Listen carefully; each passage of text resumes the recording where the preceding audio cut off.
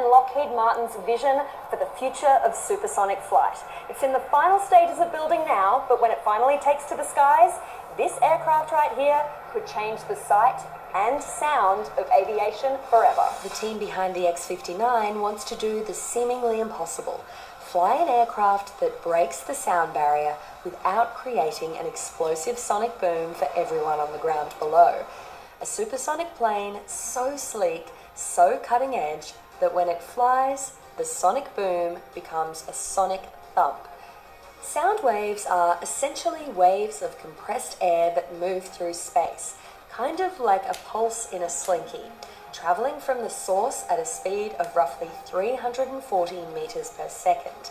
But when a supersonic jet flies faster than the speed of sound, what's known as breaking the sound barrier, it's moving faster than the compressed air can move out of the way. A sonic boom measures more than 100 decibels. That's about as loud as a fireworks display. And if a supersonic plane was flying over the United States, that noise would be heard by everyone underneath the path of the aircraft. To minimize those shockwaves on the ground, you need to change the shape of the plane and make it far more streamlined. Any big variation in shape, like a cockpit jutting up at the front, can produce a shockwave. The idea is to smooth out those variations, which reduces the shockwaves, and then spread them out across the body of the plane. The wings are swept back to reduce drag, and there's no canopy sticking up at the front of the plane for the cockpit. Each of those design points helps spread out and separate the shockwaves produced by the aircraft, which in turn reduces the sonic boom. The X-59, if you look at it and notice, is a very long airplane. It's nearly 100 feet long just to carry one person. So that's what we're doing. We're dragging out, if you will, those volume changes, making them very gradual across the entire body of the airplane. As the company contracted with building the X-59 for NASA, Lockheed Martin was tasked with designing, building, and iterating this new low-boom supersonic aircraft. But unlike the 60s, when designing a new plane meant building and testing scale models in wind tunnels, Lockheed can use something called computational fluid dynamics, essentially getting a computer to simulate different designs and the kind of shockwaves they would produce. The physics have been around forever. It's just being able to model those effectively. And with the advent of fast computers, you can iterate very quickly between the geometry and then analyze that in the computer to learn, well, what does this geometry do to help us to reduce those shocks and stretch those out to make the boom quieter. After years of iteration, the X-59 is in the final stages of its build in Palmdale, California, at Lockheed Martin's Skunk Works division. Inside this high-security facility, the company designs and builds breakthrough aviation technologies, most of which we can't actually see because they're classified. But we've been given unprecedented access to see the X-59 as the final assembly takes place. So I'm actually inside the body of the X-59 right now, something I never thought I'd say. And I have to say, inside here, you can really appreciate how long and narrow this airplane is. It's about 2 body widths wide, and it's amazing to be inside an experimental aircraft. I never thought I'd get to see something like this so close and personal. Just like birds are just perfectly designed, this airplane is being perfectly designed to fly supersonic as quiet as it can. And so these are not things that basically a computer or man would say, this is what it should be. This is what Mother Nature is saying, no, this is what I want. So what you can see behind me, you might think of an airplane wing as being fairly straight and flat, but if you look down here, you can see it kind of looks like a bird. It's a gull wing design, and that is designed to make the air flow smoothly over the aircraft, once again, so we don't hear those shockwaves that become the sonic boom. While the outer shape of this aircraft is cutting edge, the actual body is made up of parts that are already used in other planes. Landing gear from an F-16, a cockpit and ejector seat from a T-38 jet, but there is one new feature on the inside that sets the X-59 apart. Because Lockheed wanted to minimize big changes in air pressure, it had to do away with the large cockpit windows sticking up at the front of the plane. In fact, there's no front window at all.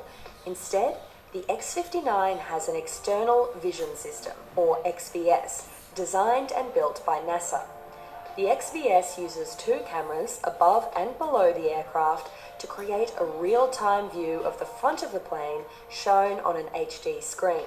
Sensors across the aircraft also feed in data, meaning the screen doubles as a heads-up display for the pilot. For NASA test pilot Nils Larsen, that high-tech display brings advantages over a traditional cockpit window. Essentially, it's very much like a heads-up display that you would see in a fighter aircraft. So you have your airspeed on the left-hand side, you have your altitude on the right-hand side. I can see the horizon. I have a flight path vector or marker that I can move and put on the horizon, which makes it a lot easier to fly. It actually gives us sometimes more capability than you might have if it was just a window. Back at Lockheed, the team is in the final stages of the build, which involves installing electrical systems, connecting the tail and that incredibly long nose to the main body of the plane, and getting the aircraft ready to fly. But assembling the aircraft is only half the story. Once the X-59 is built, it needs to go through 3 phases of testing. After Lockheed runs its initial test flights in Phase 1 to make sure the plane can actually fly, it'll hand over the keys to NASA for Phase 2, acoustic testing. And that's where things get really cool. NASA will send up an F-15 jet to fly around the X-59 and measure the shock waves produced in the air. The idea is to make sure they're behaving as expected. Then it's going to photograph the X-59 mid-flight and capture what's known as a Schlieren image, showing the actual shock waves around the plane. Photographing a plane going faster than the speed of sound, that takes skill. The X-59 airplane has to eclipse the sun, if you will, because we use the sun as a backdrop for our Schlieren photography, and all of that has to happen perfectly. It's like threading a needle to get that gorgeous image. Then NASA needs to measure the sonic thump at ground level, but because the plane is traveling so fast, that sound could be spread across an area up to 50 nautical miles wide. So, NASA is setting up an array of microphones with 70 sensors spread across 30 nautical miles. That way, they'll be able to measure the volume of the sonic thump from the plane flying 60,000 feet overhead. After all that acoustic testing comes Phase 3, when NASA will fly the X-59 above a handful of communities, both in busy cities and quiet rural areas, to see how people actually respond to the noise. NASA is going to present all this data to regulators with the goal of lifting the 1973 ban on commercial supersonic flight. After all, back in the 70s, noise was the problem. But if NASA can prove that supersonic planes can fly without the boom, then speed shouldn't matter. This could open the door to a whole new generation of supersonic flight, and there are plenty of companies waiting in the wings ready to take advantage. Companies like Exosonic, which has won a contract with the US Air Force to develop a low-boom supersonic executive transport. Imagine a future where Air Force One could go supersonic. And then there's Boom Supersonic, which has partnered with United Airlines and is working towards transatlantic and transpacific flights by 2029. With so much happening in this space, supersonic passenger flights could be closer than we think.